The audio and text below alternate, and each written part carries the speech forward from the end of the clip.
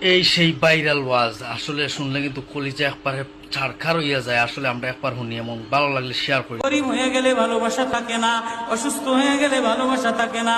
চোখের কোনায় যদি ময়লা হয় তো বান্ধবী তাকায় না, তো চোখের কোনায় ময়লা। নাকের কোনায় যদি ময়লা হয় তো বন্ধু বান্ধবে তাকায় না। এখানে যদি একটা ফোড়া হয় তো বন্ধু বান্ধবী তাকায় না। ভালোবাসা মিলান হয়ে যায়, অভাবে পড়লে ভালোবাসা মিলান হয়ে যায়, অসুস্থ হয়ে গেলে ভালোবাসা মিলান হয়ে যায়।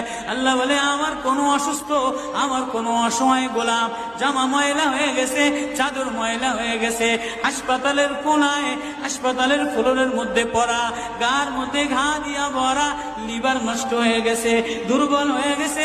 ওইখানে ডাক্তারও তার দিকে তাকায় না, ধনীরা তার দিকে তাকায় না, এমপিরা তার দিকে তাকায় না, কোনো মুফতিও তাকায় না, কোনো পীরেও তাকায় না। পীরেও গরিব মানুষের দিকে তাকায় না, পীরেও বড় বড় পোটলা মশার দিকে